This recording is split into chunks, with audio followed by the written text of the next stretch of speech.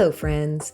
Ever wonder how digital brushes compare to their traditional counterparts? Well, it's time to find out. In this video, I'm going to create a drawing using oil pastels, then I'll attempt to replicate the look in Procreate.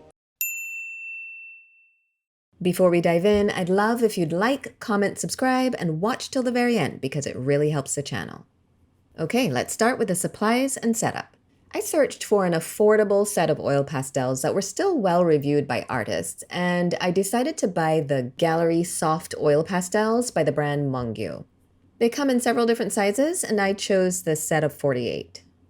The paper I went with is the Mi-Tinte Pastel Pad by Canson, which has a really nice texture to it, and this pad also comes with glassine sheets between each page to help protect your artwork, which was handy. I also used this Tombow ink eraser, which has a rough, sandy texture and came in handy for cleaning up smudges.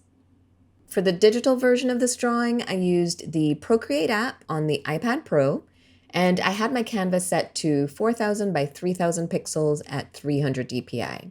I only used one brush for this entire piece, and it was the Trevelin brush from the Pastels set in the Procreate library. I also used a textured paper background called cold pressed Arctic paper, and I'll leave a link in the description for where I found the free download. This is the reference photo I loosely followed for both drawings.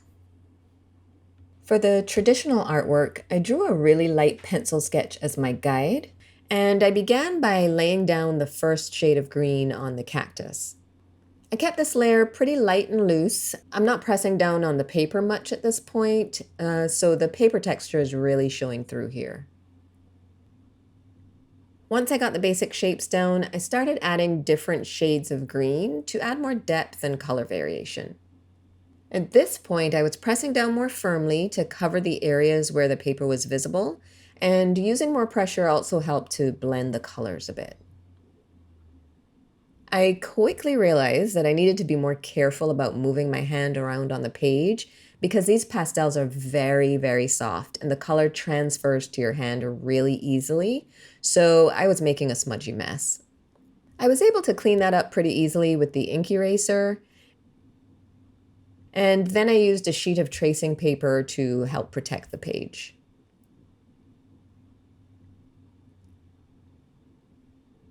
With that settled, I continued layering the greens and occasionally used my fingers to blend the colors.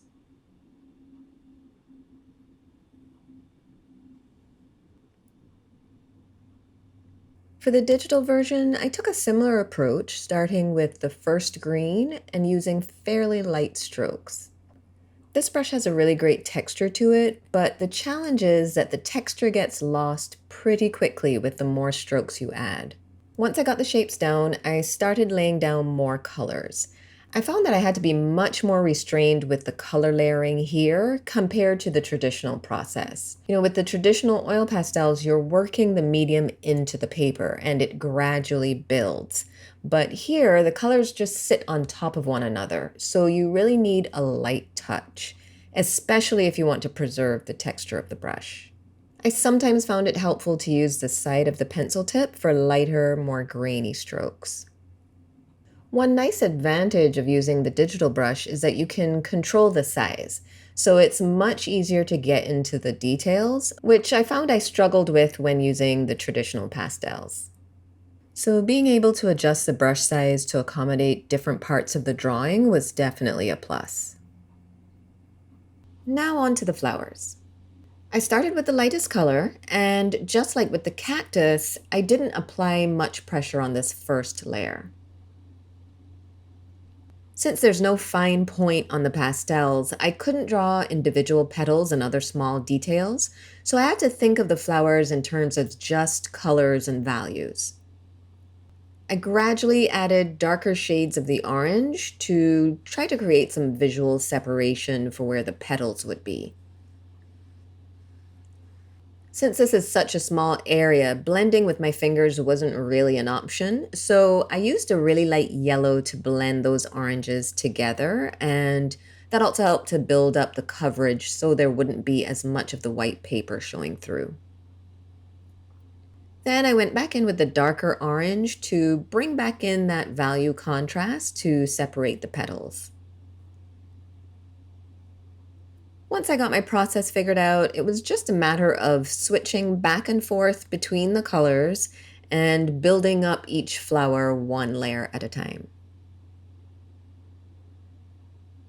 When I was drawing the flowers digitally, although I technically could drop the brush size down in order to make the drawing more detailed, I wanted to replicate the look of the analog version as much as possible, so I kept the shapes pretty loose and undefined.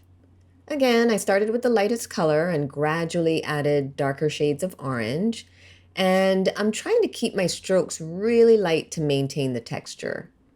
You know, I love working with digital textured brushes, but my biggest pet peeve is how quickly the texture can get lost. You have to be really intentional about your strokes and how much pressure you use. Otherwise, the color will just flatten out, and that almost tactile, hand-drawn quality starts to disappear. I also wanted to avoid using the smudge tool because I felt like that would blur things out a bit too much. So to make the color transition smoother, I just gradually layered the colors, going back and forth between each color until it started to come together. I guess in that sense, the process wasn't that much different from how I approached the analog version.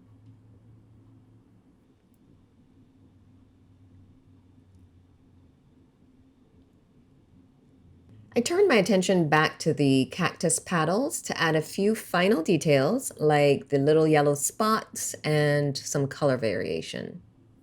As I mentioned before, drawing fine details with these pastels can be tricky, but I managed to use the edge of the stick to make these tiny dark green marks to help bring attention to the areas where I added the yellow dots. For the pot, I basically followed the same process I've been using throughout, but I didn't start with the lightest color first. Instead, I built the shape with a medium blue, then I added highlights with a lighter blue, and I also used that light blue to blend and smooth out the medium blue in some areas. From there, I just started layering all the darker blues, and I used the edge of the stick as much as possible for those smaller details. Honestly, I didn't have a plan for which blues I would use where. I just kind of experimented to see what would work. The beauty of working with oil pastels is that it's a really soft, malleable medium, so you can keep working it and layering colors until you stumble upon a result you like. And the trick is that can be a blessing and a curse, though, because sometimes it's hard to know when to stop and just call it done. I did notice that since these pastels are so soft, there was a little bit of crumbling and it did clump up a bit in some areas, but it wasn't too bad. And speaking of crumbles, I did manage to drop one of the pastels right on my piece. That was fun. It was a bit too much to just wipe away, and that would have smudged the paper anyway. So first I scraped off as much as I could with an X-Acto blade, and then I used the ink eraser to remove the rest, and that worked pretty well. So crisis averted. The last touch was to add a small shadow under the pot, and again, instead of smudging with my finger, I used a lighter color to kind of smudge and blend the slightly darker color.